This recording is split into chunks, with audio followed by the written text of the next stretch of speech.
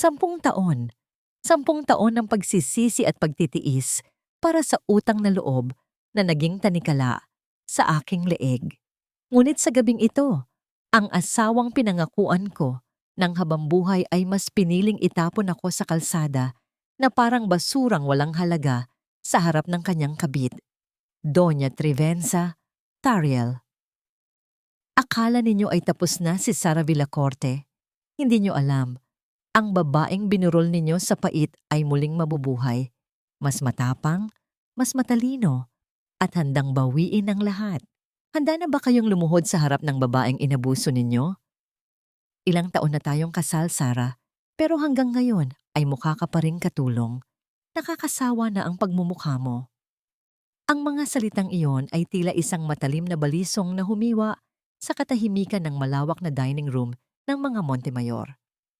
Si Sara Villacorte ay nakatayo sa dulo ng mahabang mesa, suot ang kanyang pinakamagandang bestido na itinago niya para sa espesyal na gabing ito. Sa kanyang mga kamay, maingat niyang hawak ang isang mamahaling bote ng alak na binili niya gamit ang kanyang maliit na ipon mula sa pag-e-encode sa gabi. Ito ang kanilang ika-10 anibersaryo. Isang dekada ng pagsisilbi, pagtitiis, at pagmamahal na akala niya ay sapat na para burahin ang pagiging hamak ng kanyang pinagmulan. Dahan-dahang ibinaba ni Sara ang bote sa ibabaw ng lamesa.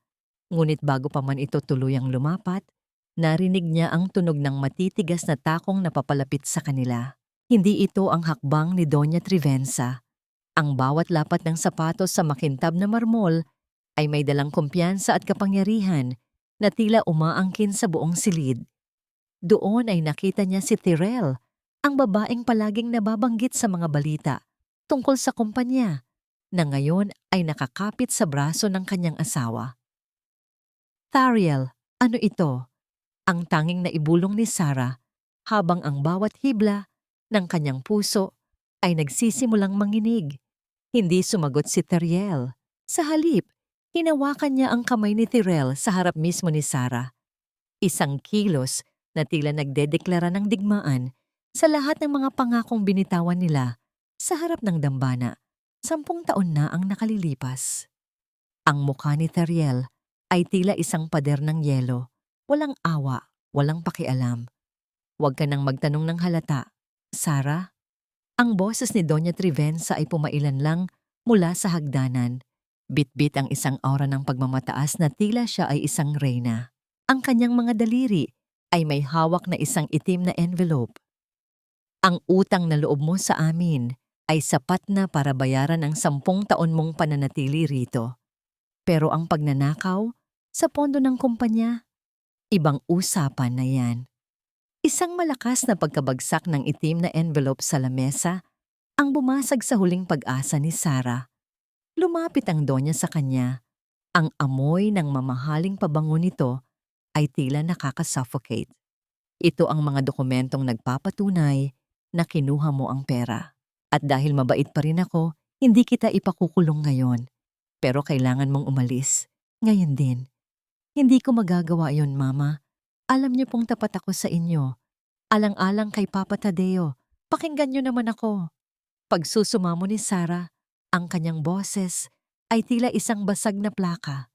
Lumingon siya kay Tariel, umaasang makakita ng kahit katiting na pagtatanggol, ngunit ang tanging nakita niya ay ang pangungutya sa mga mata ni Tyrell. Don't call me Mama, you gold digger. Ang sagot ng donya bago nito mabilis na iabot ang isang maliit na frame kay Tariel. Ito ang tanging litratong natitira kay Sara mula sa kanyang namayapang ina, ang tanging alaala ng isang buhay bago siya naging bilanggo sa mansyong ito. Sa isang mabilis at malupit na galaw, hinablot ni Tariel ang litrato at pinunit ito sa gitna.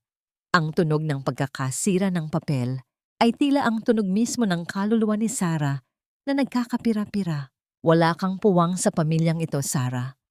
At ang basurang ito, tulad mo, ay dapat nang itapon. Malamig na pahayag ni Tariel bago niya itinapon ang mga piraso ng litrato sa sahig. Parang tumigil ang mundo para kay Sara. Ang kanyang mga binti ay tila naging malambot na kandila, ngunit pinilit niyang tumayo. Ang bawat tibok ng kanyang puso ay tila isang mabigat na tambol na humahampas sa kanyang dibdib, masakit at nakabubulag. Wala siyang nagawa nang kaladkarin siya ng mga gwardiya patungo sa labas. Ang kanyang mga daliri ay pilit na kumakapit sa bawat sulok ng pader. Naiiwan ang mga bakas ng kanyang huling lakas.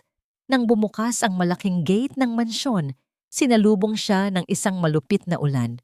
Ang bawat patak ng tubig mula sa langit ay tila mga karayom na tumutusok sa kanyang balat, malamig at walang pakiramdam. Ang malakas na pagkakapinid ng pinto ng mansyon ay nagdulot ng isang yanig na yumaon sa buong pasilyo ng kanyang pagkatao. Naiwan siyang mag-isa sa gilid ng kalsada, basang-basa, yakap-yakap ang sarili habang ang mga piraso ng litrato ng kanyang ina ay dahan-dahang nilalamon ng putik sa kanyang paanan. 10 taon ng pagsisilbi, 10 taon ng pag-aalaga sa biyenang may sakit at asawang walang utang na loob. Sa isang gabi lang, ang lahat ng yon ay naging abo.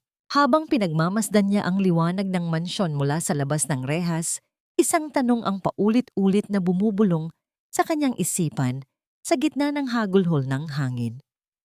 Hanggang kailan kailangang magbayad ang isang puso para sa isang utang na loob na kailanman ay hindi niya ginusto?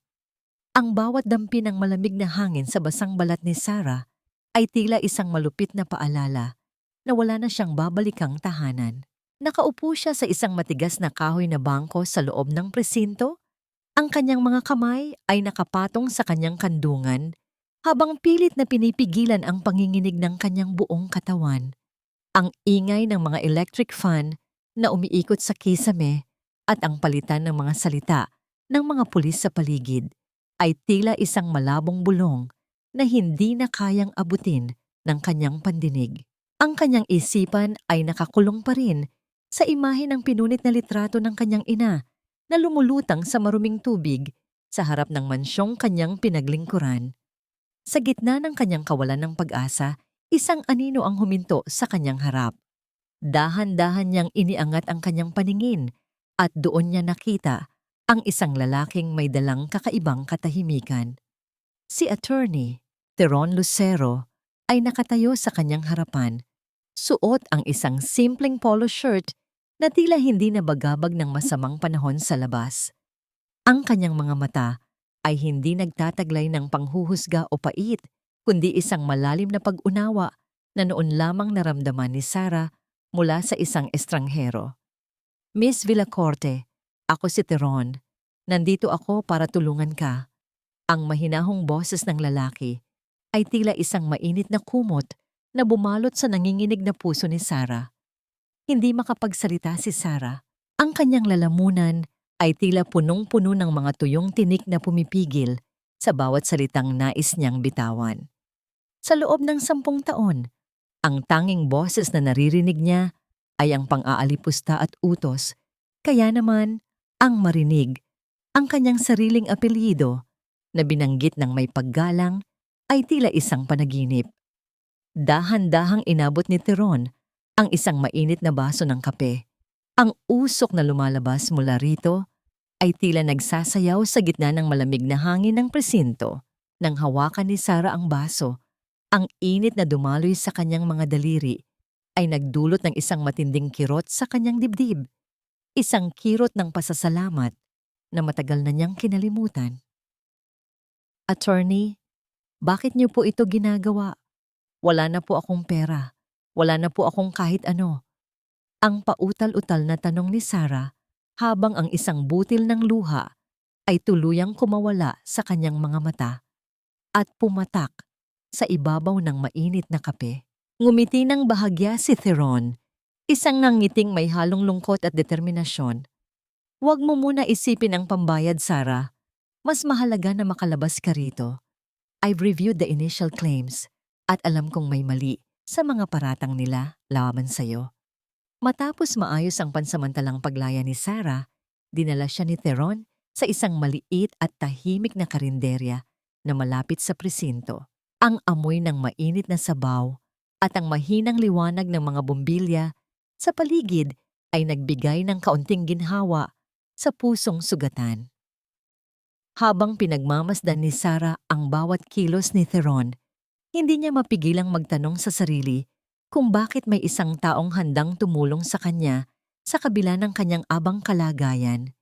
Nang matapos silang kumain, kinuha ni Theron ang kanyang bag at inilabas ang isang puting sobre na tila matagal nang nakatago. Ipinatong niya ito sa lamesa at dahan-dahang itinulak patungo kay Sarah. Ang bawat paggalaw ng kamay ni Theron ay tila may dalang bigat ng isang mahalagang sikreto. Bago tayo tumuloy sa susunod na hakbang, kailangan mong basahin ito. May nagpadala nito sa opisina ko bago pa man mangyari ang gulo sa mansyon ngayong gabi. Ang sabi ng nagpadala, ibibigay ko raw ito sa iyo kapag dumating ang sandaling itinapon ka na ng mga Montemayor. Paliwanag ni Theron habang ang kanyang boses ay nagiging mas seryoso. Kinuha ni Sarah ang sobre. Ang kanyang mga daliri ay bahagyang nanginginig habang nararamdaman ang kapal ng papel sa loob. Wala itong pangalan ng nagpadala. Tanging ang pangalan lang niya ang nakasulat sa isang pamilyar na paraan ng pagsulat na tila nanggaling sa nakaraan. Nang buksan niya ang sobre, ang unang salitang nabasa niya ay nagpahinto sa tibok ng kanyang puso. Ang bawat salita sa liham ay tila isang mitya na handang sumabog at magpabago sa lahat ng kanyang nalalaman tungkol sa kanyang pamilya at sa mga taong akala niya ay kanyang mga kaanib. Habang binabasa ni Sarah ang unang bahagi ng liham, isang pangalan ang paulit-ulit na lumilitaw. Isang pangalan na hindi niya inaasahang magmumula sa isang lihim na tagapagtanggol. Sino ang taong ito na tila alam ang bawat sakit na pagdadaanan niya bago pa man ito mangyari? Sa loob ng silid na amoy gamot at tila hantungan na ng mga pangarap, nakahiga si Don Tadeo Montemayor. Ang bawat pag-usad ng kamay ng orasan sa dingding ay tila isang mabigat na hakbang sa katahimikan na bumabalot sa kanyang buong pagkatao. Sa paningin ng mundo, siya ay isang estatwa. Isang lalaking wala ng buhay, ang mga kalamnan at tanging ang mahinang pag-angat at pagbaba ng kanyang dibdib ang nagpapatunay na hindi pa siya tuluyang kinukuha ng lupa. Ngunit sa likod ng mga matang tila laging nakatitig sa kawalan, may isang mundong gising na gising. Naririnig niya ang lahat. Nararamdaman niya ang bawat dampi ng hangin. At higit sa lahat, nararamdaman niya ang bawat kirot ng kawalan ng katarungan na nangyayari sa loob ng kanyang sariling pamamahay. Ang dahan-dahang pag-ikot ng doorknob ay nagdulot ng isang mahinang huni sa pinto at pumasok ang dalawang tao na itinuturing niyang pinakamalaking pagkakamali sa kanyang buhay. Si Doña Trivenza, suot ang kanyang eleganteng bestido na tila hindi nababagay sa lungkot ng silid at ang kanyang anak na si Thariel.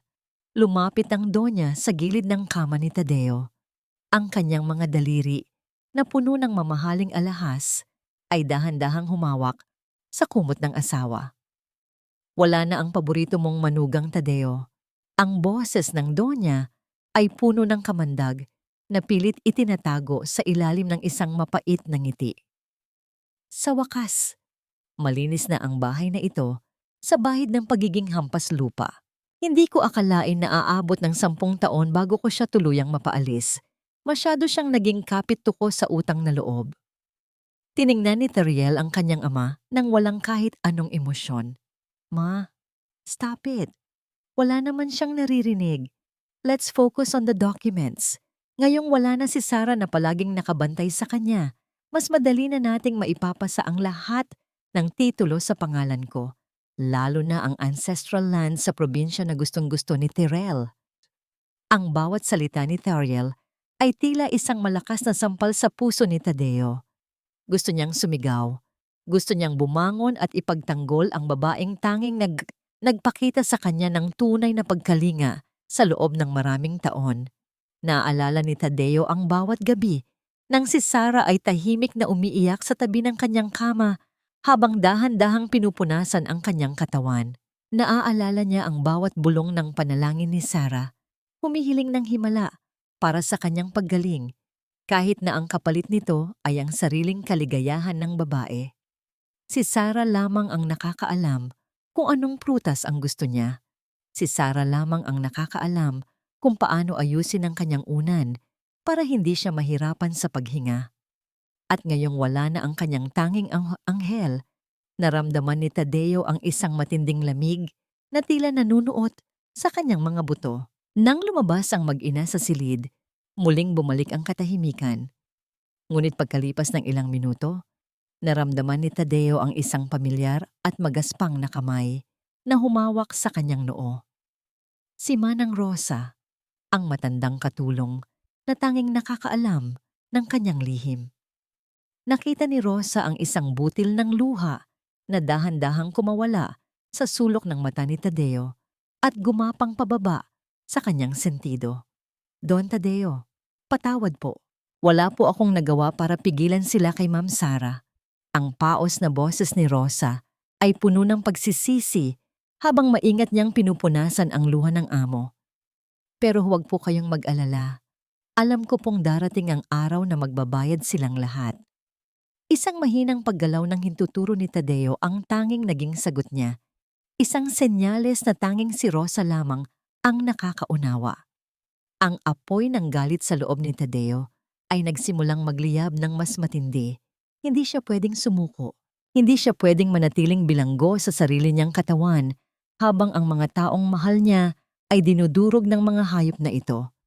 Bago matapos ang gabi, narinig ni Tadeo ang huling pag-uusap ni Nathaniel at Tyrell sa labas ng kanyang pinto. Ang kanilang mga plano para sa susunod na araw ay nagpabigat sa kanyang kalooban.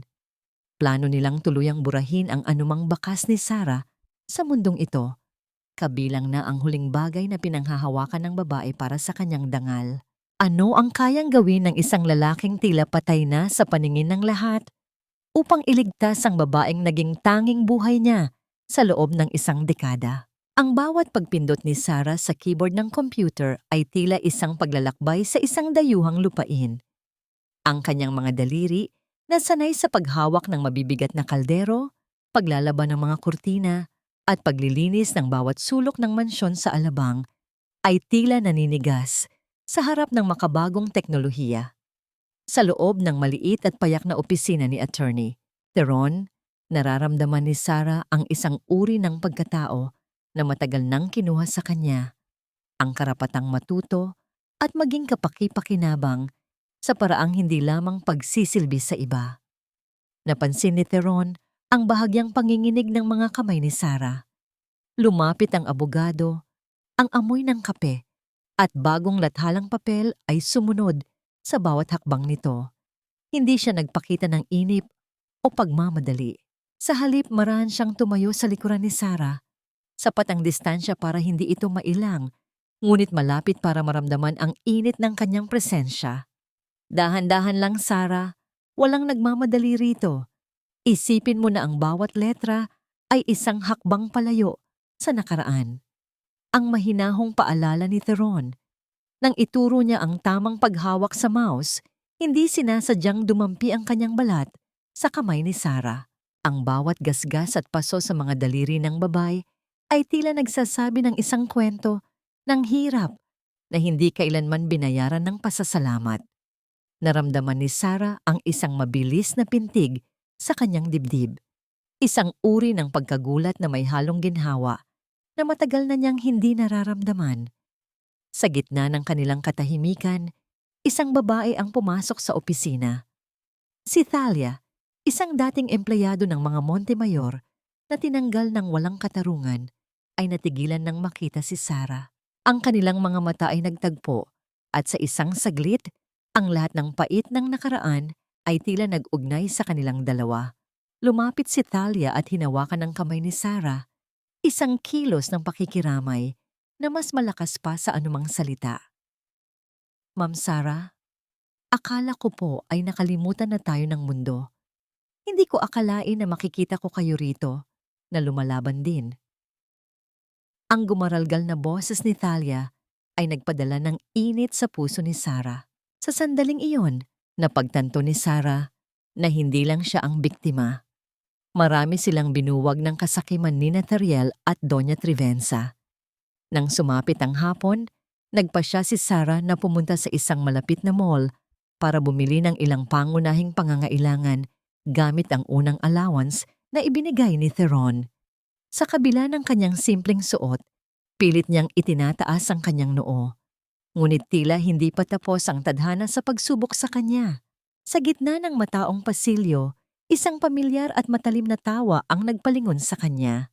Doon, sa harap ng isang mamahaling butik, nakatayo si Tirele. Suot nito ang isang kumikinang na asul na damit na tila sumasalamin sa kanyang kayabangan. Sa tabi niya ay si Thariel, ang lalaking nangako ng katapatan kay Sarah, ngunit ngayon ay nakatitig sa kanya nang may halong pandidiri. Oh, look who's here. Isang basahan na naglalakad sa gitna ng mga mamahaling tindahan. Ang boses ni Tirel ay pumailan lang, sapat para lumingon ang lahat ng mga tao sa paligid. Lumapit siya kay Sarah.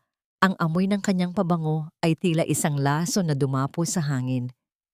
Tariel, tignan mo ang dating asawa mo. Akala ko ba ay nasa kulungan na siya dahil sa pagnanakaw? O baka naman nakahanap na siya ng bagong lalaking lolokohin para lang may pambili ng kape. Ramdam ni Sarah ang pamumula ng kanyang mga pisngi habang ang mga mata ng mga tao sa paligid ay nakatuon sa kanya. Ang bawat bulong ng mga miron ay tila isang malakas na hampas sa kanyang natitirang dangal. Tumingin siya kay Thariel, umaasang makakita ng kahit kaunting awa. Ngunit ang tanging nakita niya ay ang malamig na pagkumpas ng kamay nito na tila ba ay nag-aalis ng dumi sa kanyang paningin. Huwag mo kaming dungisan ng presensya mo rito, Sarah. Ang lugar na ito ay para sa mga taong may class, hindi para sa mga taong tulad mong galing sa kanal. Ang walang awang wika ni Thariel bago niya inabutan ng isang sales lady ng makapal na pera. Pakisuyo, paalisin ang babaeng ito. Nakakasira siya sa mood ng shopping namin. Habang ang lahat ng mata ay nakapako sa kanyang pagkapahiya at habang ang mga security guard ay nagsisimulang lumapit sa kanya, isang tanong ang gumitla sa isipan ni Sarah sa gitna ng kanyang panginginig. Hanggang kailan siya mananatiling biktima sa mundong ang tanging batayan ng halaga ay ang kislap ng ginto at hindi ang tibay ng puso? Ang bawat yabag ni Tirel sa pasilyo ng mansyon ng mga Montemayor ay tila isang pagpapakita ng kapangyarihan na matagal na niyang pinangarap. Ang amoy ng mamahaling pabango na kanyang suot ay dahan-dahang lumalamon sa dating amoy ng sabon at malinis na labada na iniwan ni Sarah. Para kay Tirel, ang bahay na ito ay hindi lamang isang tirahan, kundi isang tropeo na sa wakas ay nakuha na niya mula sa isang babaeng itinuturing niyang mas mababa pa sa dumi sa kanyang sapatos. Sa loob ng dating kwarto ni Sarah at Thariel, abala ang mga katulong sa paglalabas ng mga huling gamit ni Sarah. Ang tunog ng pagkaladkad ng mga malalaking itim na plastic bag sa sahig ay tila isang malupit na musika sa pandinig ni Tirel. Isang mapang-uyam na tawa ang kumawala sa mga labi ni Doña Trivenza habang pinagmamasdan ng isang luma at kupas na tsinelas ni Sarah na itinapon sa basurahan. Siguraduhin ninyong walang matitirang bakas ng babaeng yon sa bahay na ito. Ang utos ni Doña Trivenza habang marahang hinahaplos ang bagong kurtina na gawa sa seda. Ayaw kong makakita ng kahit anong magpapaalala sa akin na minsan ay may isang hampas lupa na nanirahan dito at nagpanggap na bahagi ng ating pamilya. Tirel, ihanda mo na ang iyong mga gamit. Mula ngayon, ikaw na ang reyna ng kwartong ito. Don't worry, tita. I already hired an interior designer para baguhin ang lahat. I want this room to look like a 5-star hotel suite, hindi parang boarding house sa probinsya. Sagot ni Tirel nang may halong kayabangan habang nakatingin sa kanyang sariling refleksyon sa salamin. Habang nangyayari ang lahat ng kaguluhan, sa kabilang panig ng mansyon, nakahiga si Don Tadeo sa kanyang kama. Ang kanyang mga mata ay bahagyang nakabukas, sapat lamang para makita ang mga anino ng mga katulong na naglalabas-masok sa kwarto.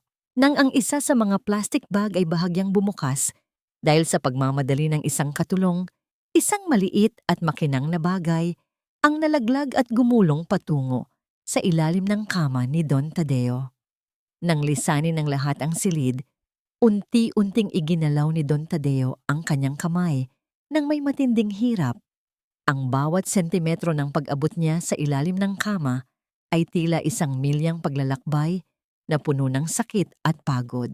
Ngunit nang sa wakas ay mahawakan ng kanyang mga daliri ang malamig na bagay, naramdaman niya ang isang matinding emosyon. Ito ay ang lumang rosaryo ni Sarah. Isang rosaryong gawa sa kahoy, kupas na ang kulay, ngunit ramdam ang bawat bakas ng panalangin at luha ng babae. Mahigpit itong hinawakan ni Don Tadeo sa kanyang palad, isang huling koneksyon sa kaisa-isang tao na tunay na nagmahal sa kanya sa loob ng mansyong puno ng mga buwaya. Samantala, sa tahimik na opisina ni Attorney Theron, ang paligid ay nababalot ng liwanag mula sa isang maliit na desk lamp. Nakaupo si Theron sa harap ng isang tumpok ng mga dokumento na nagmula sa lihim na vault ni Don Tadeo. Ang kanyang mga mata ay pagod na, ngunit ang determinasyon ay nananatiling buhay. Si Sarah ay nakaupo sa kabilang dako. Tahimik na nag-aayos ng ilang mga folder, ang kanyang muka ay kababakasan pa rin ng lungkot mula sa engkwentro sa mall kanina. Napatigil si Theron sa pagbabasa. Ang kanyang paningin ay nakapako sa isang lumang sertipiko ng kasal at isang kasulatan ng ari-arian na may petsang bago pa man ikasal, si Sarah at Tariel. Dahan-dahan niyang inayos ang kanyang salamin at muling binasa ang bawat letras sa papel. Isang kakaibang kislap ang lumabas sa kanyang mga mata. Isang kislap ng tagumpay na handang sumabog. Sarah, ang mahinang tawag ni Theron na nagpalingon sa babae. May kailangan kang makita rito. Lumapit si Sarah. Ang kanyang puso ay nagsimulang tumibok ng mabilis. Ipinakita ni Theron ang isang bahagi ng dokumento kung saan nakasaad ang mga kondisyon ng kasal ni Sarah at Tariel na inihanda ni Don Tadeo 10 taon na ang nakalilipas. Ang kasal ninyo ni Tariel, may isang butas na hindi nila napansin. Ang seryosong pahayag ni Theron habang ang kanyang boses ay tila isang malakas na trumpeta ng katarungan. Kung tama ang nababasa ko, ang lahat ng ginawang pagpapaalis sa iyo sa mansyon at ang pag-agaw sa iyong mga karapatan ay labag sa batas na mismong si Don Tadeo ang bumuo para protektahan ka. Tumingin si Sarah sa mga mata ni Theron. Ang pag-asa ay muling sumisibol sa gitna ng kanyang pagkawasak.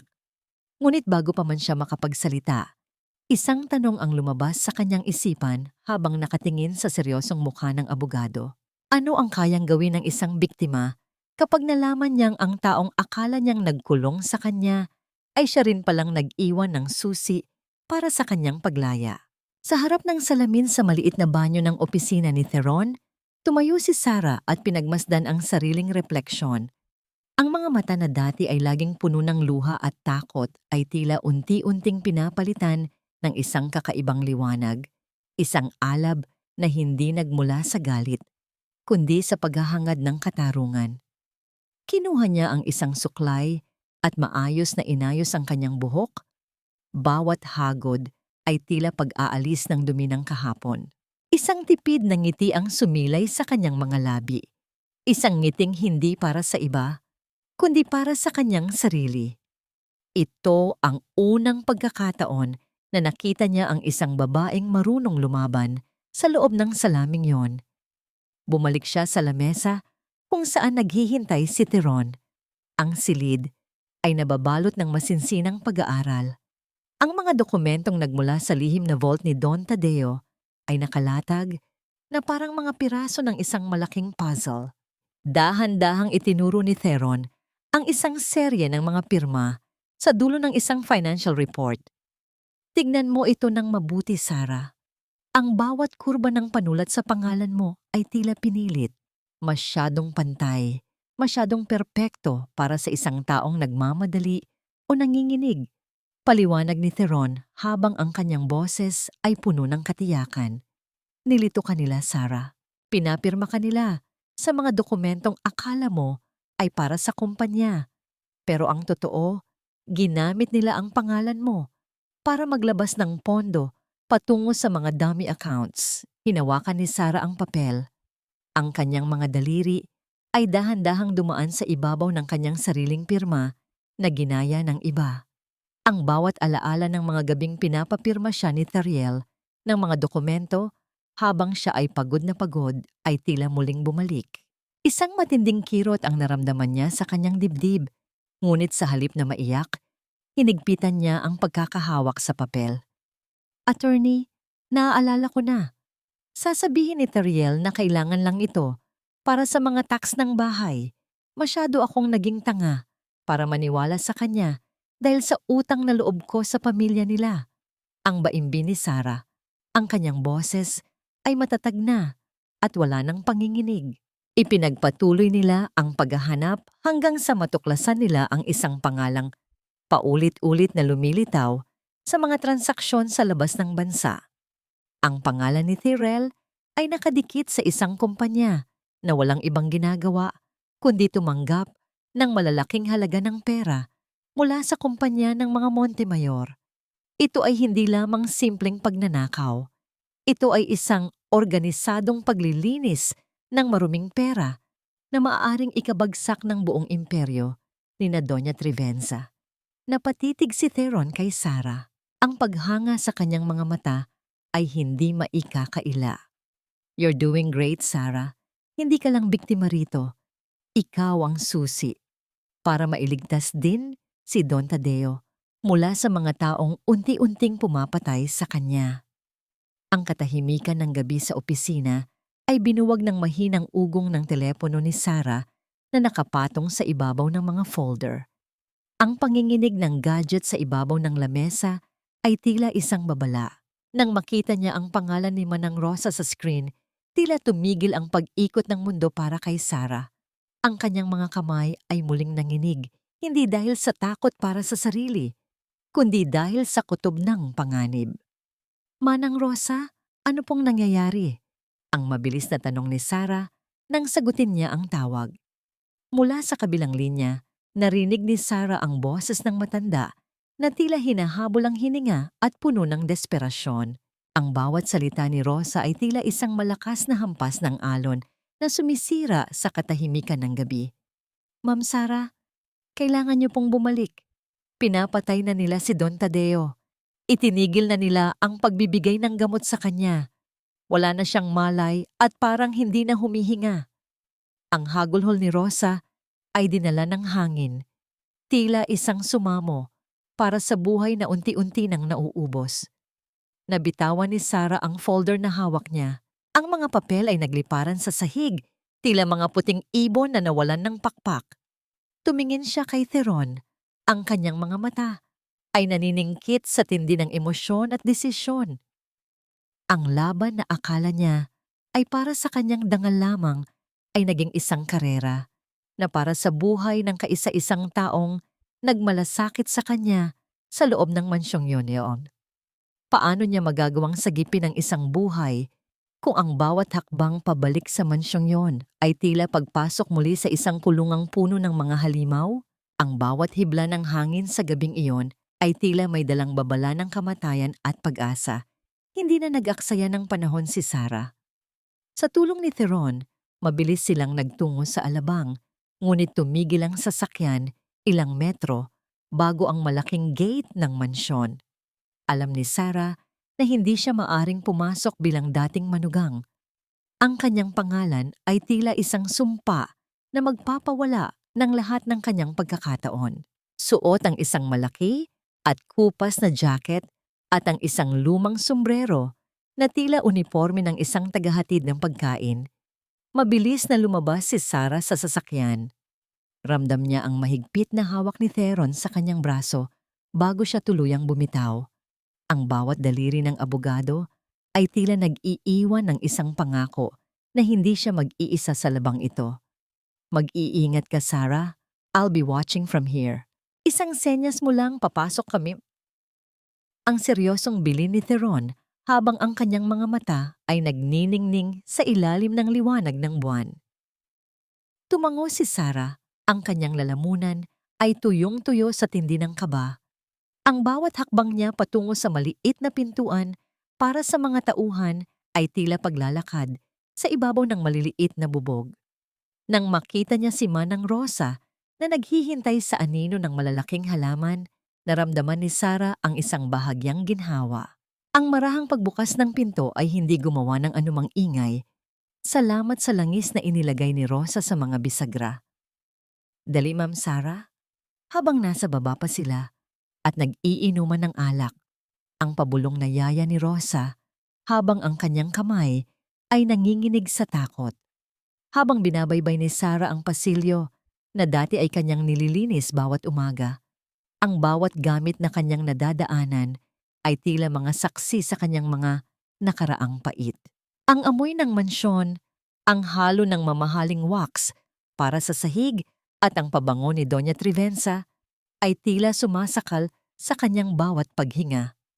Nang sa wakas ay makarating siya sa tapat ng silid ni Don Tadeo. Mabilis siyang pumasok at dahan-dahang isinarado ang pinto.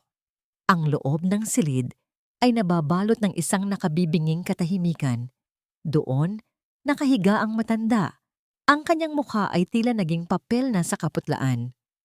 Mabilis na lumapit si Sarah at hinawakan ang malamig na kamay ng kanyang ama-amahan.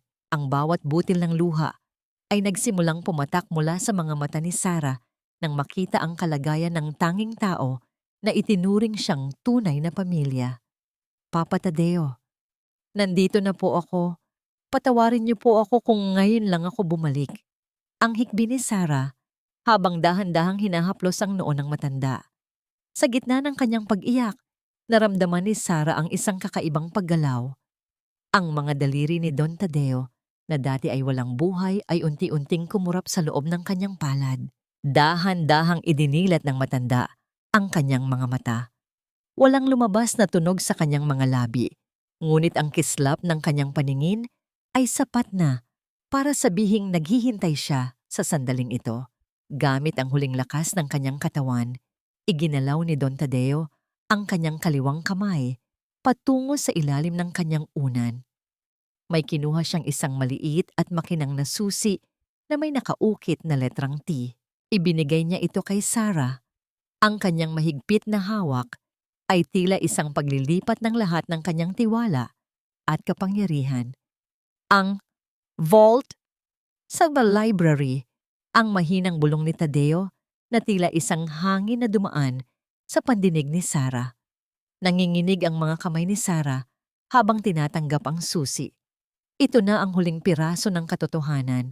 Ngunit bago pa man siya makasagot, ang tunog ng matitigas na takong sa labas ng pasilyo ay tila isang hatol ng kamatayan. Ang bawat hakbang ay papalapit ng papalapit sa kanilang silid. Ang boses ni Doña Trivenza ay narinig na. Nag-uutos sa isang katulong na dalhin ang mga huling papeles na pipirmahan sana ni Tadeo bago ito tuluyang mawala. Sino ang kausap mo rito, Rosa? Bakit nakasara ang pinto? Ang matalim na tanong ni Doña Trivenza sa labas.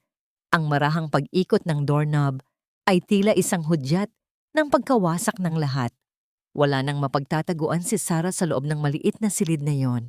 Ang anino ni Doña Trivenza ay dahan-dahang lumalaki sa ilalim ng pinto, habang ang liwanag mula sa pasilyo ay nagsisimulang pumasok. Paano magagawang maglaho ni Sarah sa gitna ng silid na ang tanging labasan ay ang pintong papasukan mismo ng kanyang mortal na kaaway? Sa isang iglap, tila tumigil ang pagdaloy ng hangin sa loob ng silid ni Don Tadeo. Sa gitna ng matinding takot, mabilis na kumilos si Sarah at nagkubli sa likod ng makakapal at mabibigat na kurtinang pelus na kulay alak sa gilid ng malaking bintanang nakaharap sa hardin. Ang bawat tibok ng kanyang puso ay tila isang malakas na paghampas sa kanyang dibdib, sapat na para marinig ng sinumang papasok sa silid. Pipit ang kanyang hininga habang ang dahan-dahang pag-ikot ng doorknob ay nagtapos sa pagbukas ng pinto na nagpapasok ng masangsang na amoy ng mamahaling pabango ni Doña Trivenza. Pumasok ang Donya nang may dalang kakaibang lamig. Ang matitigas na takong ng kanyang sapatos ay lumilikha ng matitinding tunog sa makintab na sahig. Bawat lapat ay tila isang babala ng kanyang kapangyarihan. Huminto siya sa tabi ng kama ni Don Tadeo. Ang kanyang mga mata ay naniningkit habang pinagmamasdan ng asawang akala niya ay wala ng malay sa mundo. Napakatahimik mo rito, Tadeo. Minsan naiisip ko, baka mas maswerte ka pa kaysa sa akin dahil wala kang nararamdamang gulo sa labas. Ang baimbi ng Donya ng may halong pait at pangungutya. Lumapit siya sa mukha ng matanda. Ang kanyang mga daliri na puno ng makinang naalahas ay marahang dumaan sa ibabaw ng kumot.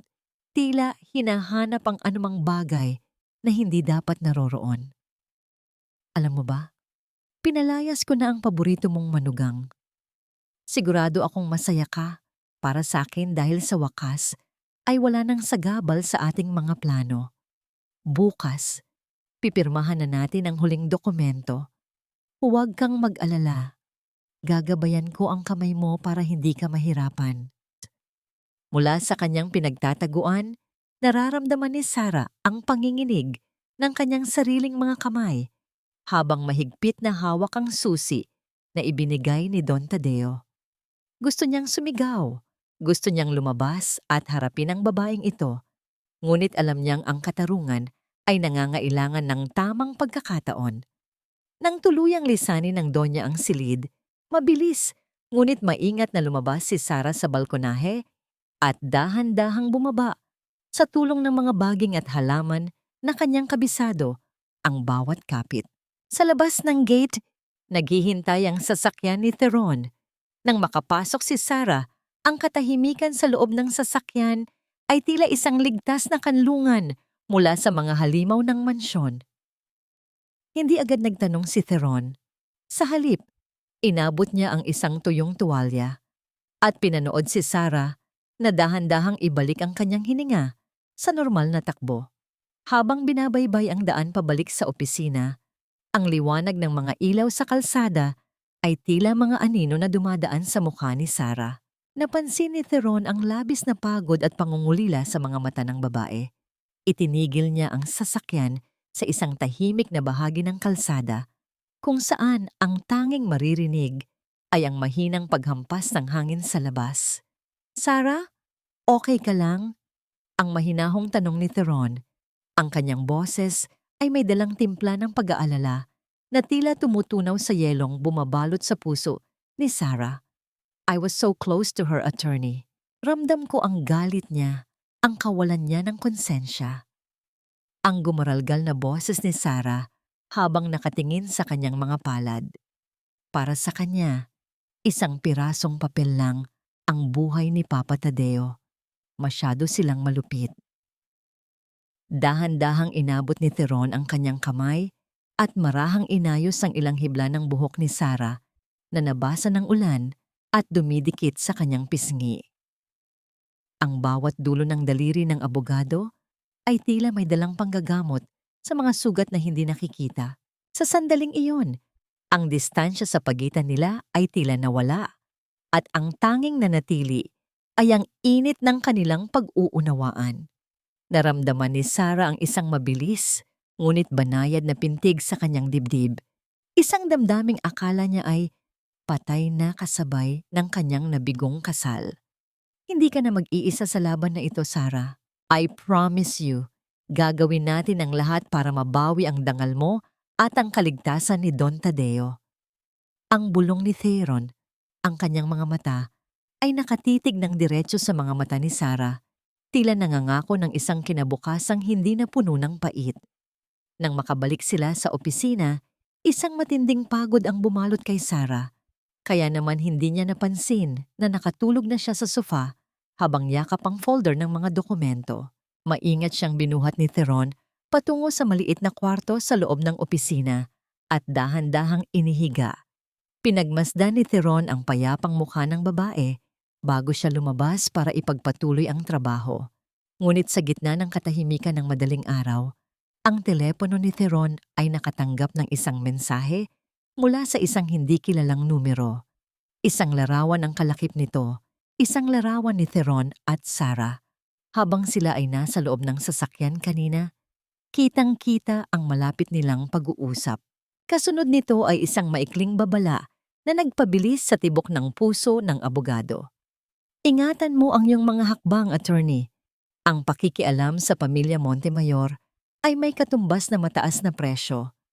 Sigurado ka bang handa mong itaya ang iyong karera para sa isang babaeng magnanakaw? Napatitig si Theron sa screen ng kanyang telepono.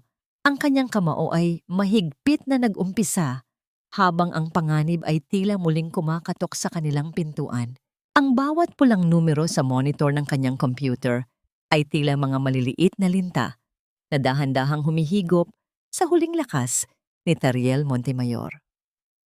Sa loob ng kanyang malawak na opisina, ang dating hangin ng tagumpay ay napalitan ng isang nakakasuffocate na bigat ng pagkatalo. Ang bawat ulat ng bangko at bawat tawag mula sa mga investors ay tila isang hatol na hindi niya matanggap.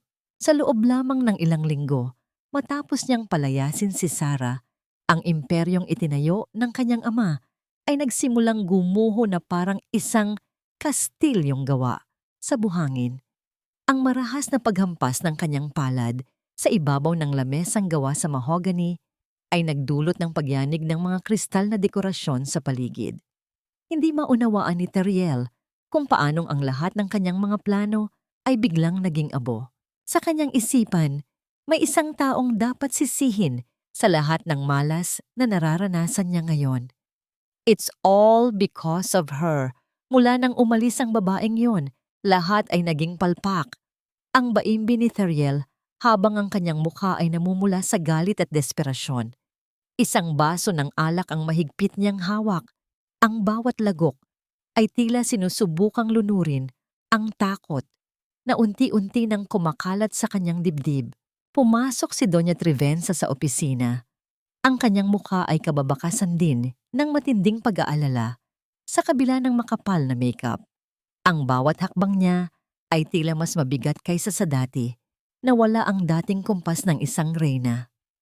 Lumapit siya sa kanyang anak, ang kanyang mga mata ay naniningkit habang nakatingin sa tumpok ng mga unpaid bills. Tariel, kailangan nating gawa ng paraan ito. Tyrell is asking for more funds para sa kanyang boutique sa Paris at ang mga creditors ay nagsisimula na ring kumatok sa pintuan ng mansyon. Ang boses ng Donya ay puno ng pagkairita. Sabi mo ay kontrolado mo ang lahat matapos mawala si Sarah. But look at us now. We are bleeding money. Ma, stop blaming me. I'm doing everything I can. Ang sigaw ni Tariel. Ang kanyang boses ay pumailan lang sa buong silid. Si Sarah ang nagnakaw ng pondo, di ba? Iyon ang pinalabas nating kwento. Pero bakit hanggang ngayon ay hindi ko mahanap kung nasaan ang mga nawawalang pera na dapat ay nasa account na natin? Ang katotohanan ay tila isang malupit na anino na sumusunod sa kanila. Ang pagkawala ni Sarah ay hindi nagdala ng kalayaan, kundi nag-iwan ng isang malaking butas sa operasyon ng kumpanya na tanging ang katapatan at talino ng babae ang nakakapuno. Ngayon, sa ilalim ng pamumuno ni Tariel at Tyrell, ang kumpanya ay naging pugad ng mga maling desisyon at pansariling luho. Sa gitna ng kanilang pag-aaway, pumasok si Tyrell, suot ang isang mamahaling seda na damit na tila hindi nababagay sa tensyon ng silid. Ang kanyang muka ay puno ng pagkainip, walang pakialam sa kumpanyang naghihingalo, basta't makuha niya ang kanyang gusto.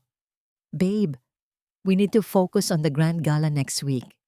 Doon natin i-announce ang bagong CEO ng Montemayor Group.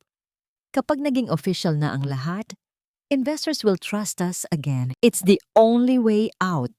Ang mungkahi ni Tyrell, habang marahang hinahaplos ang balikat ni Tariel, ang kanyang boses ay tila isang mapanirang kanta ng isang sirena.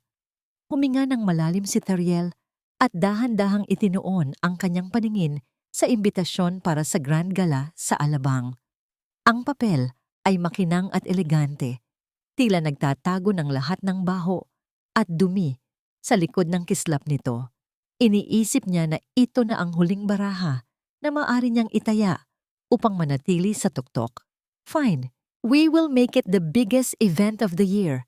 Ipakikita ko sa lahat na hindi ko kailangan ng swerte ni Sarah para magtagumpay. Ang determinadong wika ni Thariel, ngunit ang panginginig ng kanyang mga kamay habang hawak ang imbitasyon ay nagsasabi ng ibang katotohanan.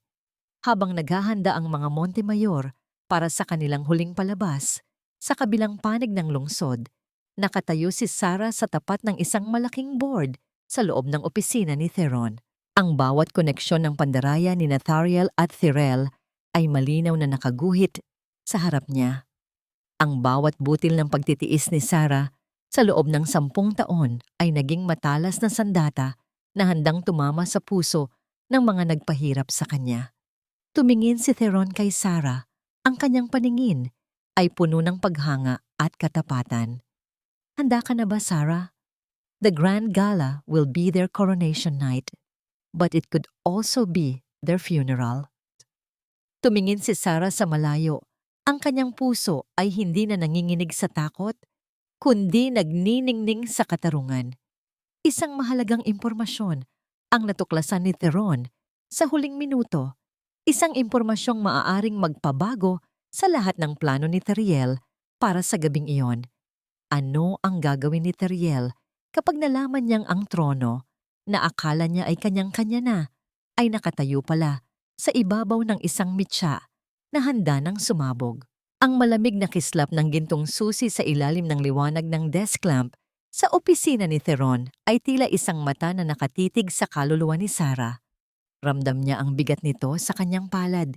Isang bigat na hindi lamang galing sa metal, kundi sa responsibilidad na kaakibat nito. Sa loob ng 10 taon, ang tanging hawak ni Sarah ay ang mga gamit sa kusina at ang mga pait ng kanyang pagsisilbi. Ngunit ngayon, ang maliit na piraso ng bakal na ito ang magbubukas sa pintuan ng katotohanang matagal nang itinago sa kanya. Dahan-dahang inilatag ni Theron ang isang makapal na dokumento sa ibabaw ng lamesa. Ang bawat pahina ay tila may dalang amoy ng lumang papel at ang katiyakan ng isang lalaking nagplano para sa katarungan bago pa man siya tuluyang mawalan ng lakas. Ang pamagat ng dokumento ay sapat na para manginig ang mga kamay ni Sarah. Ang lihim na kasunduan ng pagtitiwala ni Don Tadeo Montemayor. Basahin mo ito, Sarah. Ito ang dahilan kung bakit hindi ka kailanman pinabayaan ni Don Tadeo kahit na nakahiga siya sa kama. Ang mahinahong boses ni Theron ay tila isang himig ng pag-asa sa gitna ng kadiliman. Sinimulang basahin ni Sarah ang bawat letra. Ang bawat salita ay tila isang tinig mula kay Don Tadeo na bumubulong sa kanyang pandinig. Isang bahagi ng dokumento ang nagpahinto sa kanyang paghinga. Dahil sa katapatan at walang pag-iimbot na pag-ibig ni Tesara Villacorte, ang tanging tao na nagbigay ng dangal sa aking pagkatao, sa kabila ng aking kalagayan, itinatalaga ko siya bilang nag-iisang tagapagmana ng lahat ng aking personal na ari-arian at ang kontrol sa 60% ng Montemayor Group. Isang butil ng luha ang pumatak sa ibabaw ng dokumento. Nag-iwan ng isang basang marka sa pangalan ng Don. Ang hagulhol ni Sarah ay hindi na mapigilan. Ang bawat pait na tiniis niya sa ilalim ng pang-aalipusta ni Doña Trivenza at ang pagtataksil ni Thariel ay tila biglang nabigyan ng kahulugan. Hindi siya nakita ni Don Tadeo bilang isang katulong, kundi bilang isang anak na karapat-dapat sa lahat ng katarungan sa mundo.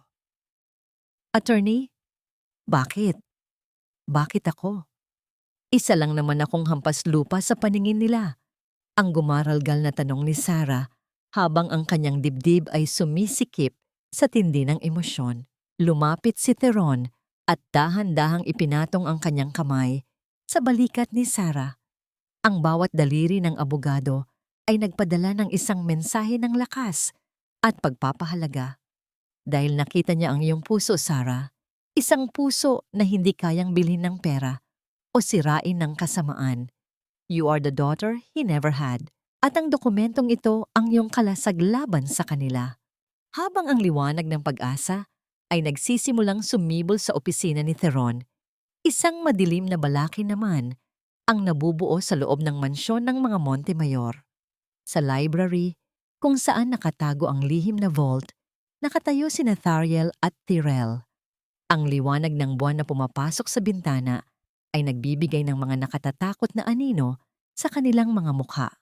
Babe, hindi natin hahayaan na makuha ng babaeng iyon ang kahit anong ebidensya. Kapag nalaman ng lahat ang ginawa nating pagnanakaw sa pondo, tapos na tayo. Ang boses ni Tyrell ay puno ng kamandag at takot. Ang kanyang mga mata ay naniningkit habang nakatingin sa tumpok ng mga lumang folder. Huminga ng malalim si Tyrell.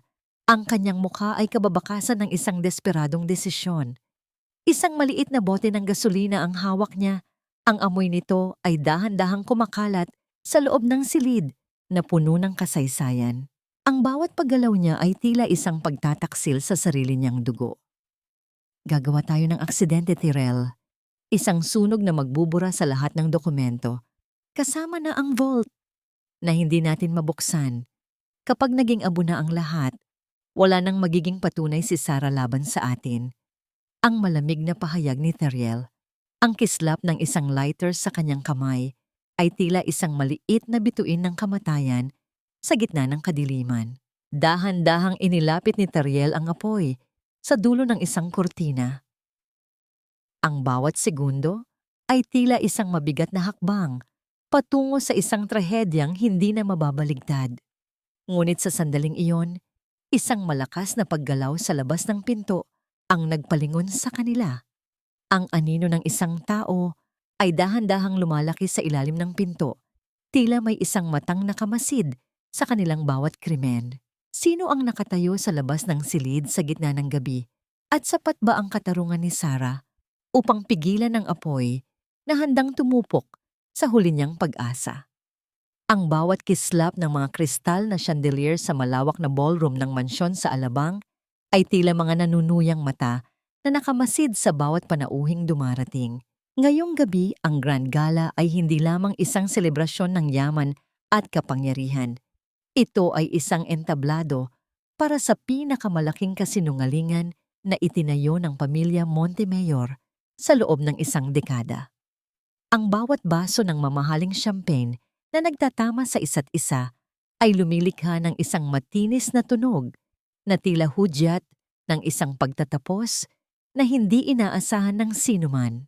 Nakatayo si Doña Trevenza sa gitna ng entablado, suot ang isang itim na gown na puno ng mga diamante, tila isang reyna na naghahanda para sa kanyang huling proklamasyon. Ang kanyang mga mata ay nagniningning sa kislap ng tagumpay habang pinagmamasdan ang mga pinakamakapangyarihang tao sa bansa na naroroon para saksihan ang pagtatalaga kay Tyrell bilang bagong mukha ng Montemayor Group. Isang malaking karangalan ang makita kayong lahat dito. Ang boses ng Donya ay pumailan lang sa buong ballroom, puno ng kayabangan na tila siya na ang may-ari ng buong mundo. Ang pamilya Montemayor ay dumaan sa maraming pagsubok, kabilang na ang mga taong nagtangkang sumira sa aming pangalan. Ngunit gaya ng ginto, kami ay mananatiling makinang sa kabila ng dumi. Sa gilid ng entablado, si Tyrell ay nakatayo, kasama si Tyrell, ang huli ay nakakapit ng mahigpit sa kanyang braso na tila ipinagmamalaki ang kanyang bagong posisyon. Ang bawat ngiti ni Tyrell sa mga kamera ay tila isang pagtataksil sa bawat patak ng luha na inula ni Sarah sa mansyong yon. Akala nila ay tapos na ang lahat. Akala nila ay tuluyan na nilang naibaon sa limot ang babaeng kanilang inapakan.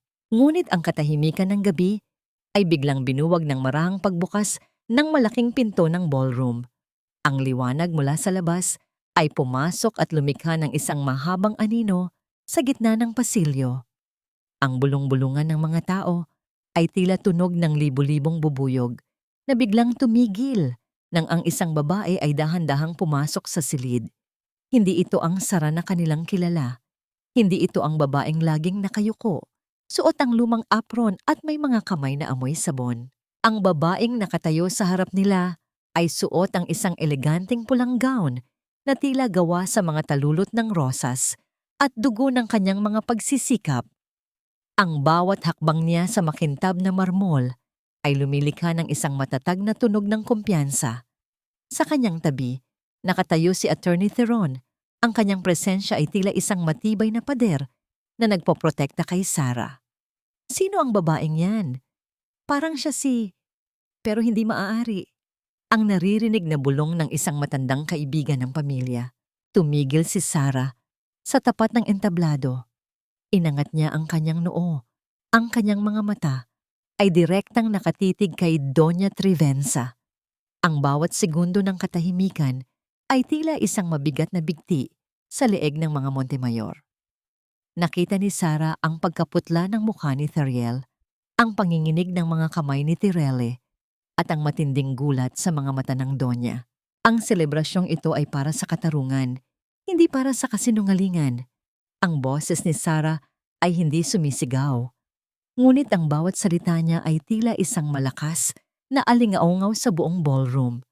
Nandito ako hindi bilang isang magnanakaw, kundi bilang ang tunay na may-ari ng lahat ng inyong kinatatayuan. Isang malakas na tawanan ang nais pakawalan ni Doña Trivenza para itago ang kanyang takot. Security! Paalisin ang babaeng ito. How dare you show your face here, Sara? Ngunit bago pa man makagalaw ang mga gwardya, isang tunog ng gulong ng wheelchair ang dahan-dahang narinig mula sa gilid ng kurtina. Ang lahat ng mata ay napabaling sa lalaking nakaupo doon. Si Don Tadeo, na akala ng lahat ay bilanggunan ng kawalan ng malay, ay dahan-dahang itinulak ni Manang Rosa patungo sa gitna ng entablado. Ang pinakamalaking pagkabigla ay hindi nanggaling sa presensya ni Sara. Ang buong ballroom ay tila naging isang libingan sa sobrang katahimikan ng ang mga kamay ni Don Tadeo ay humawak sa magkabilang gilid ng kanyang wheelchair. Ang bawat kalamnan sa kanyang katawan ay tila nanginginig sa tindi ng pagsisikap, ngunit ang kanyang mga mata ay nag-aapoy sa galit.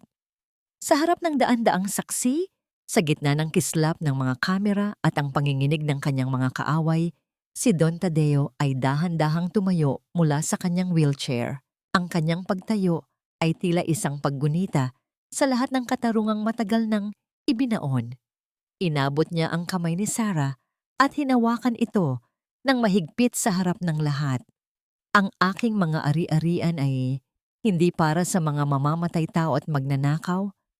Ang paos, ngunit makapangyarihang boses ni Don Tadeo ay nagpatahimik sa bawat tibok ng puso sa loob ng silid. Sinasabi ko sa harap ninyong lahat, si Sara Villacorte ang aking tanging tagapagmana at ngayong gabi, ang lahat ng inyong ninakaw ay babawiin ko. Napatitig si Teriel sa kanyang ama. Ang kanyang tuhod ay nagsimulang manginig, habang ang lahat ng kanyang binuong mundo ay nagsisimulang gumuho sa isang kisap mata.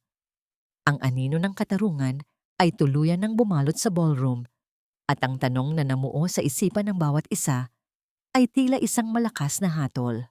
Ano ang gagawin ng mga taong akala ay nasa itaas na ng mundo kapag ang mismong pundasyong kanilang kinatatayuan ay biglang naging apoy ng kanilang sariling karma? Ang bawat kislap ng mga kamera sa loob ng ballroom ay tila mga kidlat na tumatama sa nagbabadyang pagguho ng kaharian ng mga Montemayor. Sa gitna ng entablado, ang pagkakatayo ni Don Tadeo habang mahigpit na hawak ang kamay ni Sara ay isang imahe ng katarungang matagal na ipinagkait.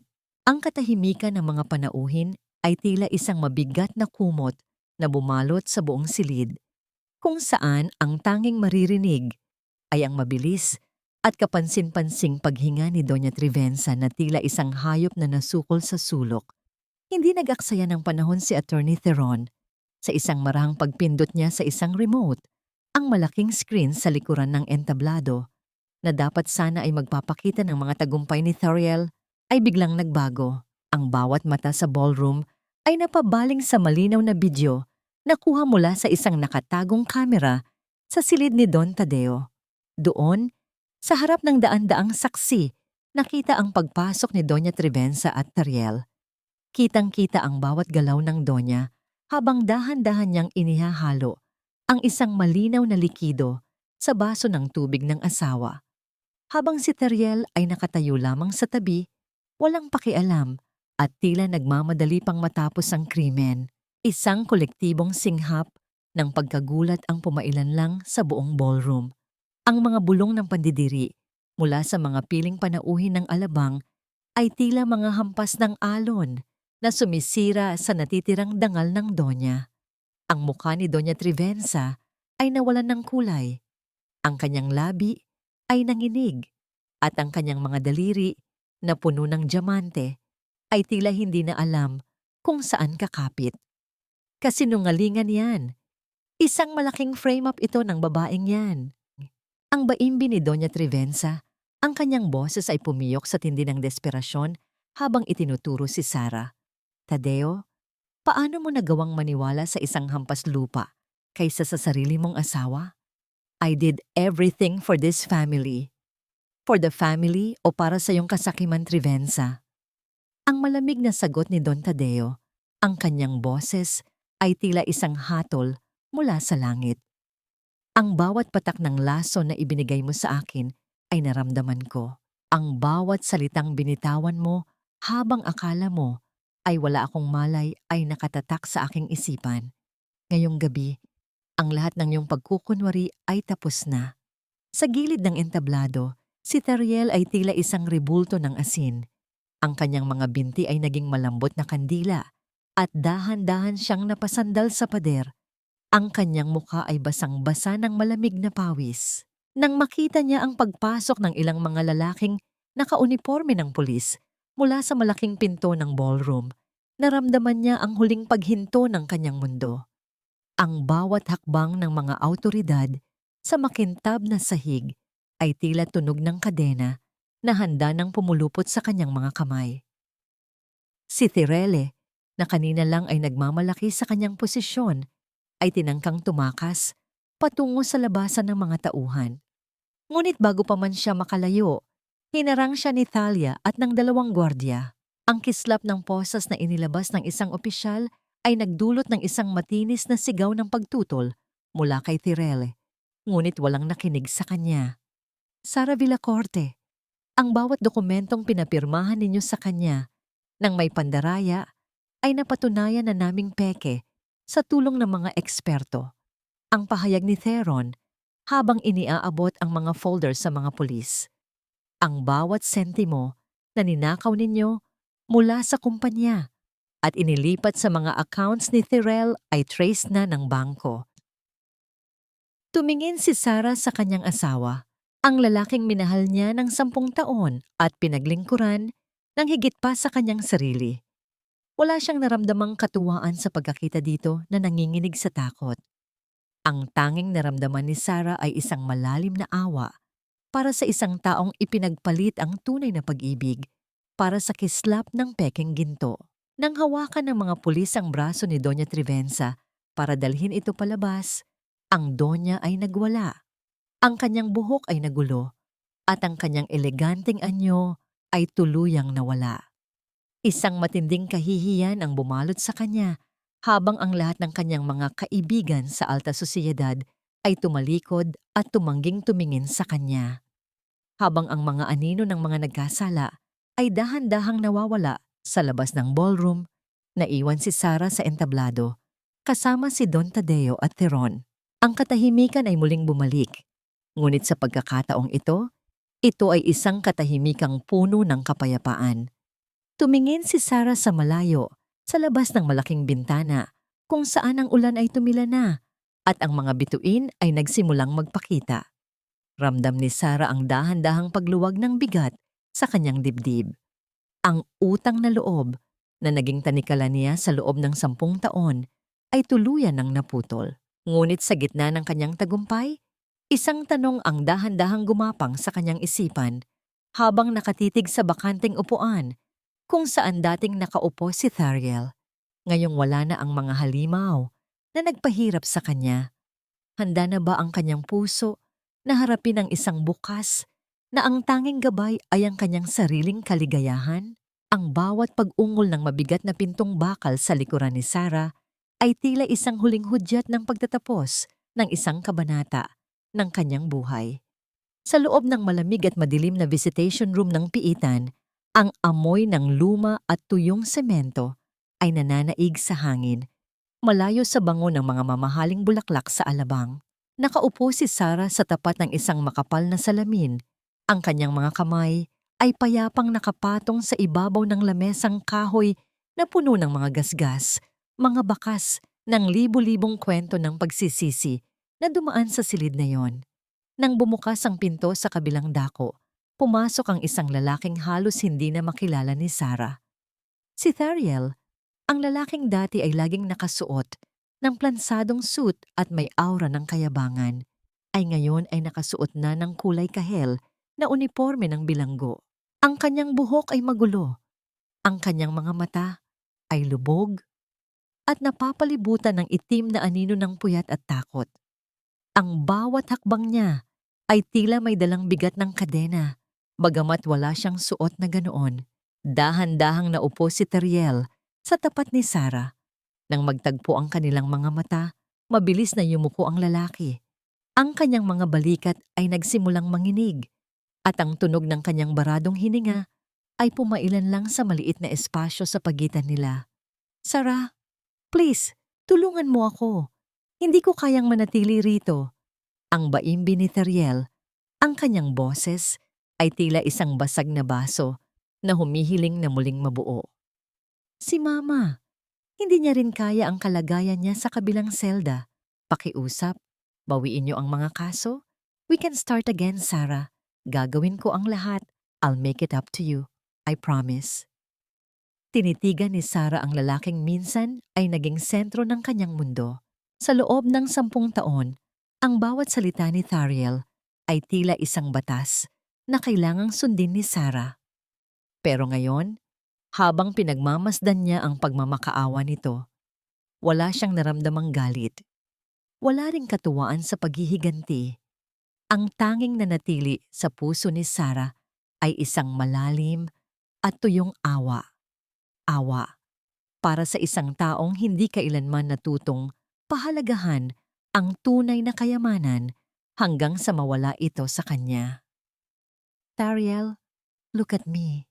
Ang mahinahong utos ni Sarah. Nang mag-angat ng tingin si Thariel, nakita niya ang isang kalmado at malinaw na anyo ng babaeng dati niyang minaliit. Masyado nang huli para sa sorry. Ang bawat pagkakataong ibinigay ko sa'yo, sa loob ng 10 taon ay itinapon mo. I loved you with everything I had, pero mas pinili mong pakinggan ang kasakiman ni Mama at ang lason ni Teriel. I was wrong, Sarah. I was stupid. Ang sigaw ni Teriel habang ang kanyang mga palad ay humahampas ng mahina sa salamin. Nag-iiwan ng mga bakas ng kanyang pawis at desperasyon. Please don't leave me here.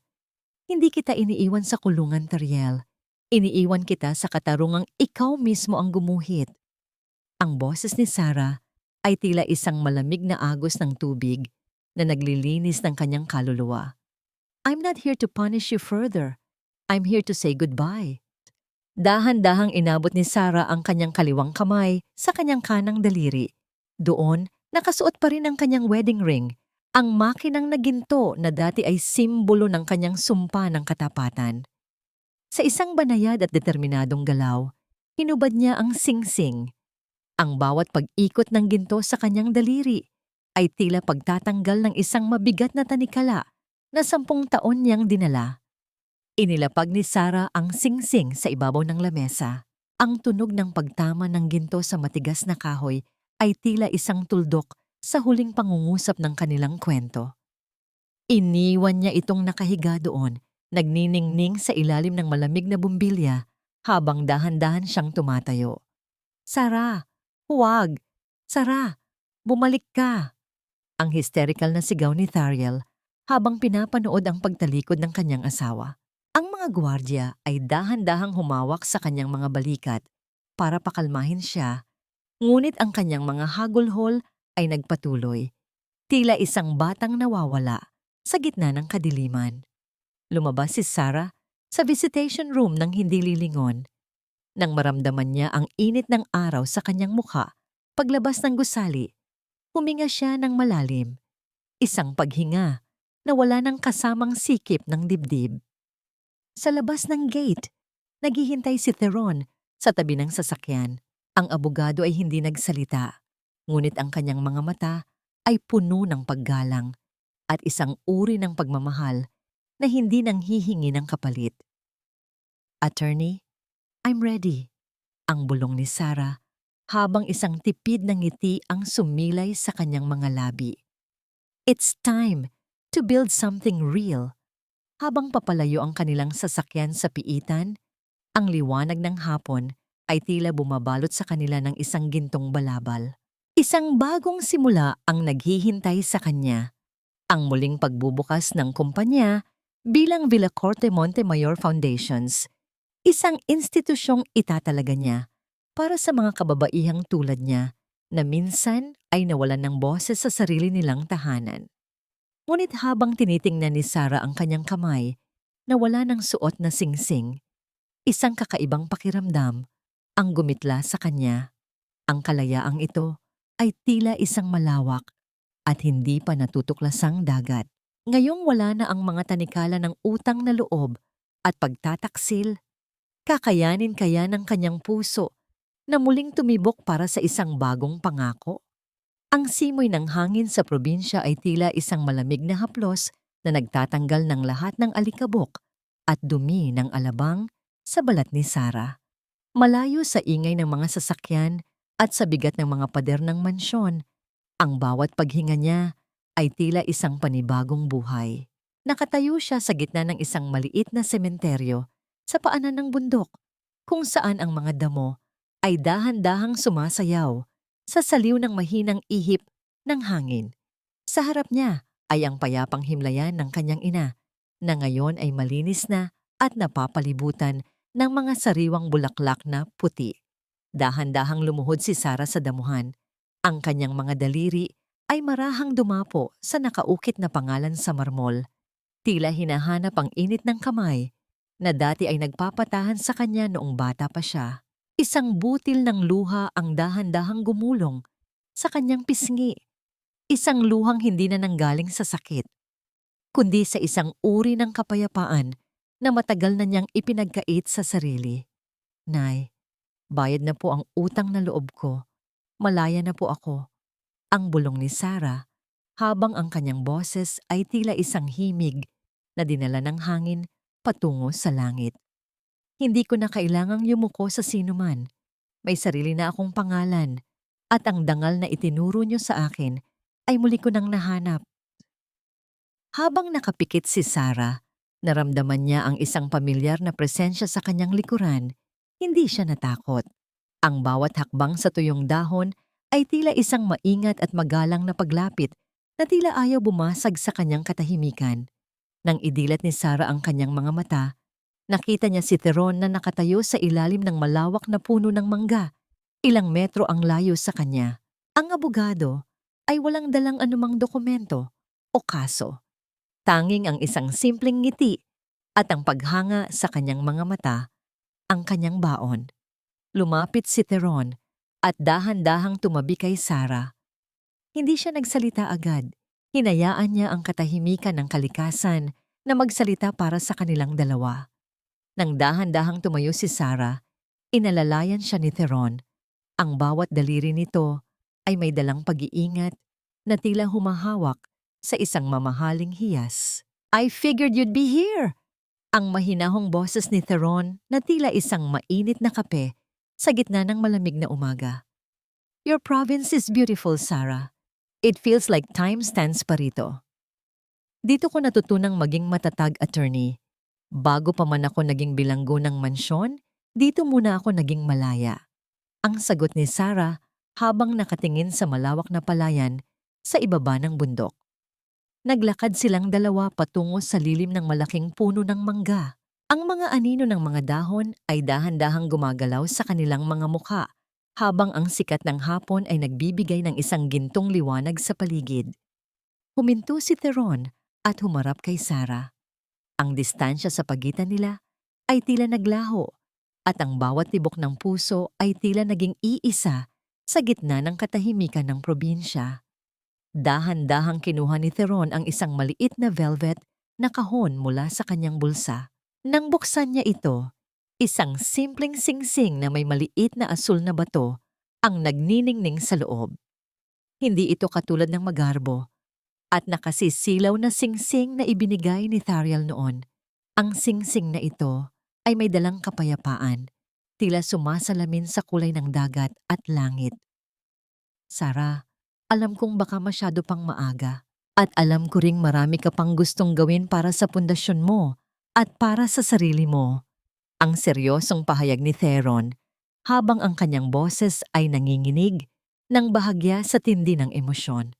Ang singsing na ito ay hindi para ikulong ka muli sa isang obligasyon.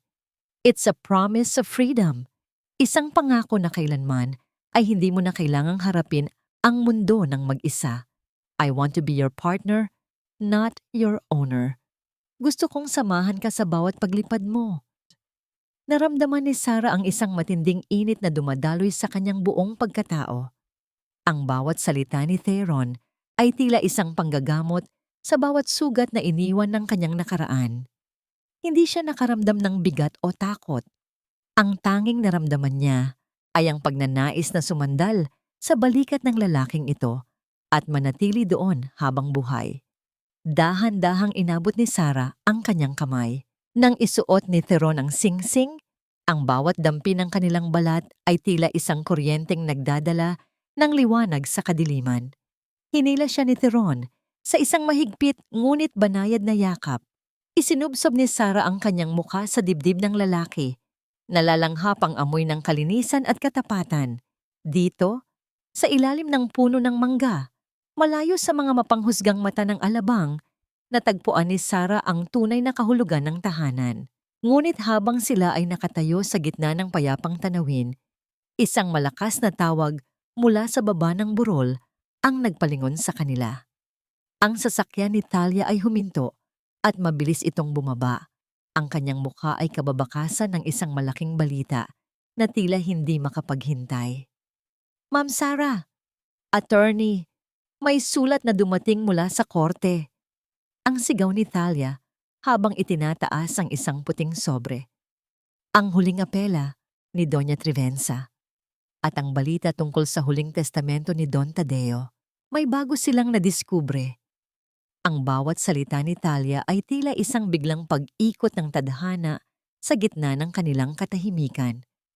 Ano ang maaaring nadiskubre ng korte na magpapabago muli sa lahat ng plano ni Sarah para sa kanyang kinabukasan?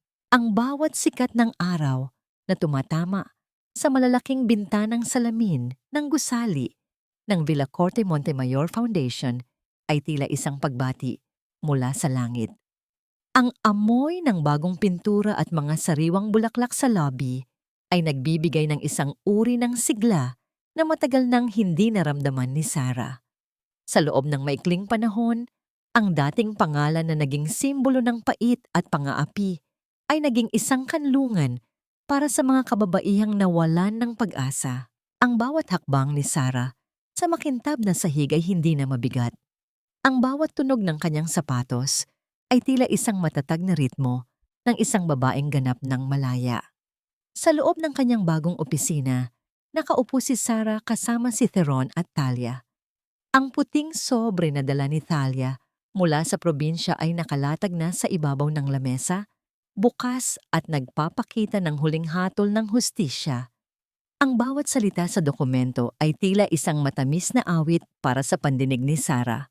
Ang huling apela ni Doña Trivenza ay ibinasura ng korte at ang lahat ng kanyang itinagong yaman na nakuha sa ilegal na paraan ay tuluyan ng kinumpiska para ipambayad sa mga pinsalang ginawa niya sa kumpanya at kay Don Tadeo. Ma'am Sarah, it's official. Wala na silang magagawa pa. Ang masayang balita ni Talia habang ang kanyang mga mata ay nagniningning sa tuwa. At may nadiskubre pa ang mga investigador. Ang ancestral land sa probinsya na pinagtangkaang ibenta ni Tirel? Hindi lang pala yun basta lupa. Don Tadeo specifically put it under a trust fund na tanging ikaw lang ang pwedeng humawak. It was always yours, Sarah.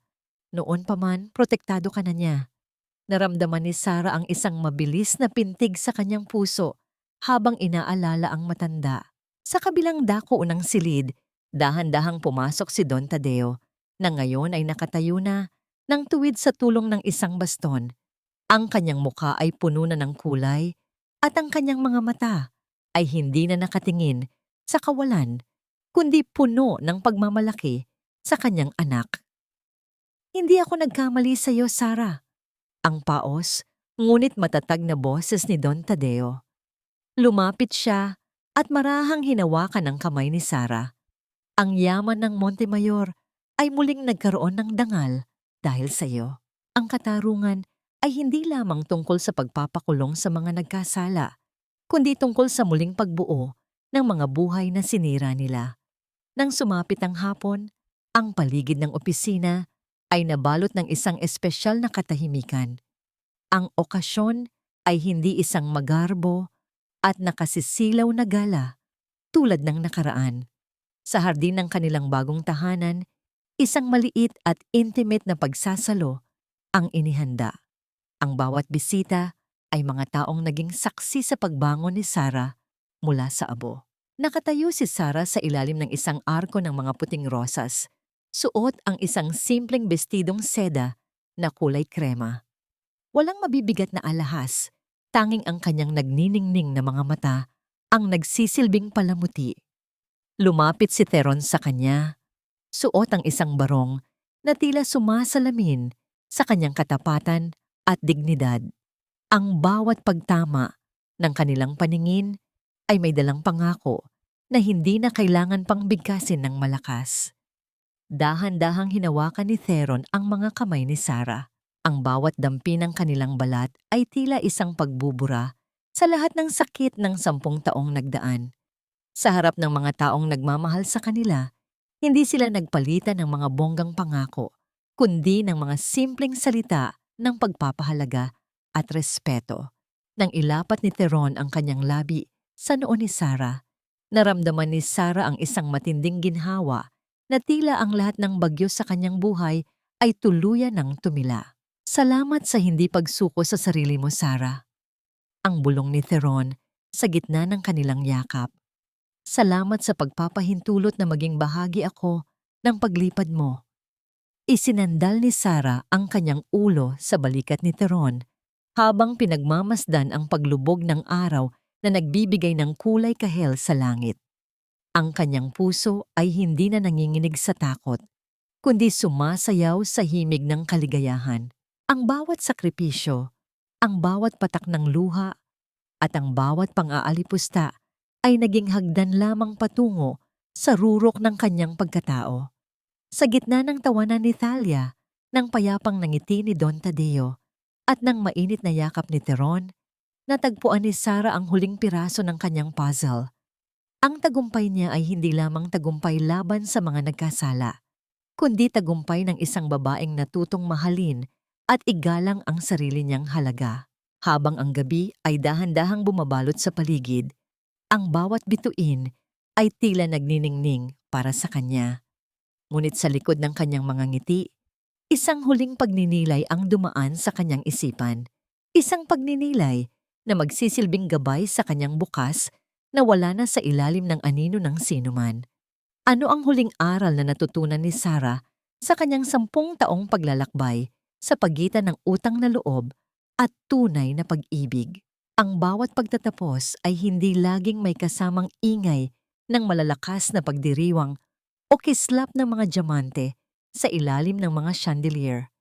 Minsan, ang pinakamalalim na tagumpay ay matatagpuan sa gitna ng isang tahimik na hapon kung saan ang tanging maririnig ay ang marahang pagaspas ng mga dahon sa hardin at ang payapang paghinga ng isang pusong hindi na nanginginig sa takot.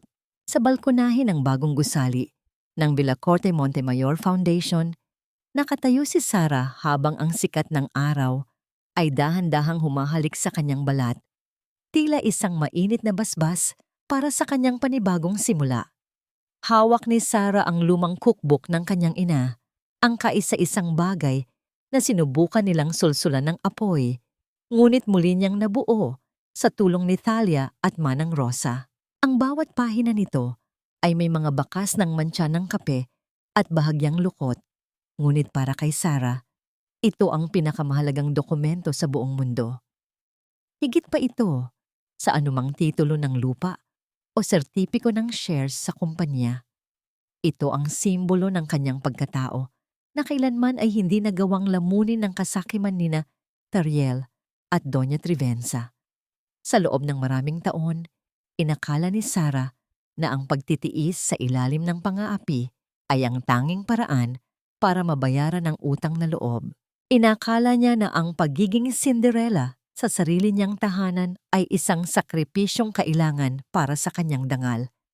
Ngunit habang pinagmamasdan niya ang mga kababaihang labas-masok sa kanyang foundation, mga babaeng dati ay sugatan din at nawalan ng boses, napagtanto niya ang isang mahalagang katotohanan.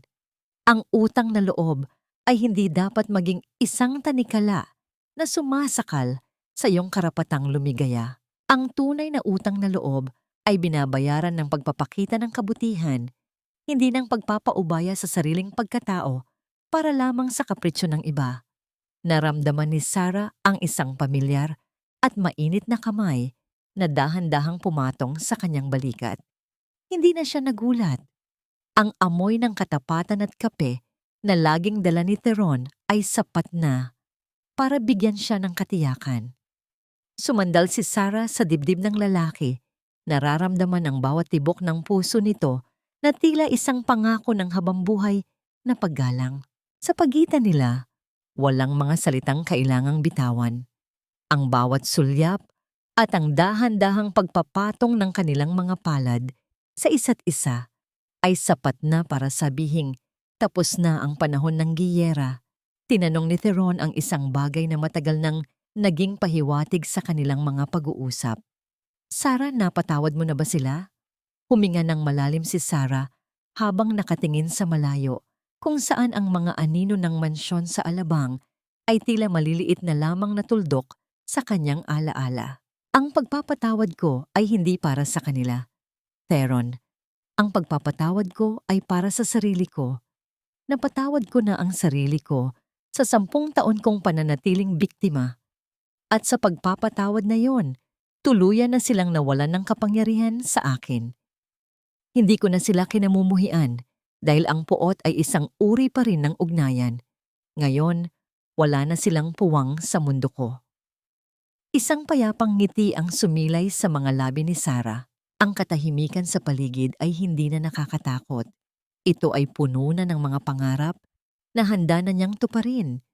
Kasama si Tadeo na muling nakahanap ng pamilya, si Theron na naging kanyang sandigan, at si Thalia na naging kanyang kapatid.